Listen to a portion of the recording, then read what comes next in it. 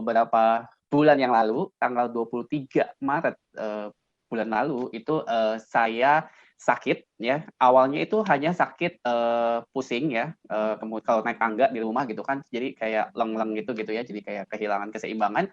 Terus mual ya, muntah gitu ya, itu beberapa hari setelah mengalami yang susah makan, karena memang pada saat itu seminggu saya nggak bisa makan karena semua rasa kayaknya sama gitu. Jadi mau makan apapun, makanan kesukaan saya pun itu semua rasanya sama. Jadi nggak pernah ada rasanya gitu ya. Terus udah gitu ketika makan pun nggak pernah bisa 2-3 suap gitu. Jadi selalu cuma 1 sendok udah kenyang gitu ya. Jadi nah, saya pikir waktu itu adalah mah saya gitu kan, karena dulu sekali gitu ya saya punya mah gitu ya, karena mah saya saya pikir kambuh gitu kan, karena sebenarnya sejak beberapa tahun yang lalu tuh mah saya udah sembuh gitu ya, udah nggak terjadi lagi sakit mah gitu. Nah, apakah karena mah saya kambuh lagi gitu kan? Jadi karena seminggu itu benar-benar kondisinya sangat tidak enak banget gitu kan.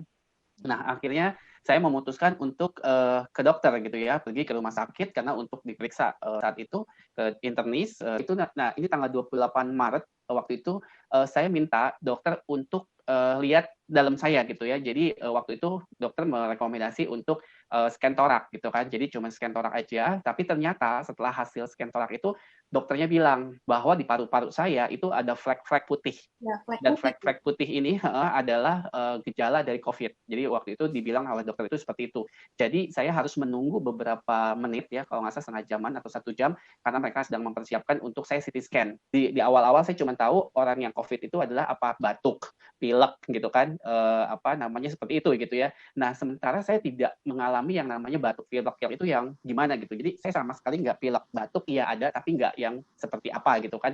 Nah, jadi ketika saya nunggu itu, saya langsung browsing gitu ya. Jadi saya googling. Nah, akhirnya ini masuk tuh ke dalam pikiran saya waktu itu. Jadi sambil nunggu, benar-benar kalimat dokter itu tuh jadi buat saya bikin saya stres gitu kan. Iya, karena saya datang saya pikir bahwa saya itu cuma mah gitu kan, jadi cuma sakit lambung atau apa gitu kan. Tapi ternyata itu di situ ya, kalau lihat slide yang kedua tadi ya, balik lagi ke slide yang itu adalah paru-paru saya kena gitu.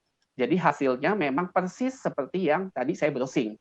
Istilahnya paru-paru saya udah dipenuhi dengan flek-flek putih ya, kalau itu saya tandain. Nah, itu paru-paru saya kondisinya ya seperti itu tanggal 28 Maret gitu loh, seperti itu. Jadi waktu itu setelah berobat saya cuma dikasih antibiotik ya selama 2 minggu dan harus datang lagi. Waktu itu pulang dari sana, di saat saya tidak bisa makan apa-apa, di saat saya tidak bisa mengkonsumsi buah pun saya nggak bisa masuk. Kenapa? Karena ya itu tadi gitu, semua rasa, semua pencernaan saya, indera penciuman saya pun itu semuanya tuh udah nggak berfungsi. Kenapa? Karena saya mencium sabun pun, apapun itu, sampo segala macam itu semua sama. Jadi baunya itu sama gitu. Jadi bukan wangi tapi bau banget gitu kan. Jadi itu udah nggak enak banget ya pokoknya. Jadi yang cuma masuk itu cuma alpha meta. Jadi selama beberapa hari itu gitu ya. Jadi saya konsumsi alpha meta itu dari pagi sampai malam itu bisa 5 kali karena nggak ada makanan yang masuk gitu ya. Jadi itu yang saya konsumsi. Jadi selain antibiotik yang dikasih sama dokter selama 2 minggu itu saya konsumsi alpha meta. Nah, akhirnya datang lagi ke rumah sakit tanggal 8 April itu di scan torak lagi gitu ya. Hasilnya seperti yang kedua, yang di slide kedua, dan akhirnya datang lagi tanggal 28 April itu 2020 itu kondisinya seperti itu ya, di slide yang paling atas di atas ya.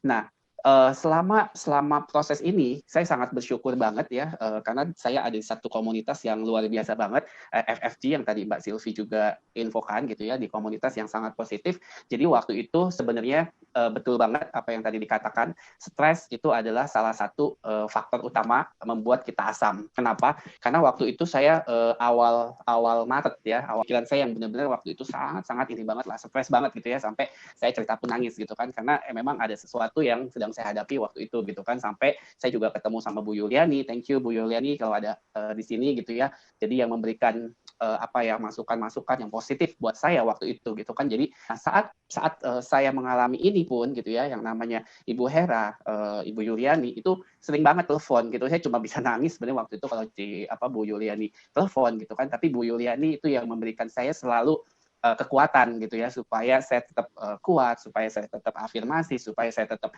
bilang saya sehat, saya diberkati, saya bersyukur dan lain sebagainya. Jadi teman-teman di komunitas FFG ini yang sebenarnya juga memberikan proses kesembuhan buat saya waktu itu gitu loh. Jadi selain saya minum Alpha Meta, saya minum air Alpha Spin yang saya suling ya waktunya gitu ya, saya minum untuk dibikin Alpha Meta. Jadi saya pasang kuantum ya di kamar saya.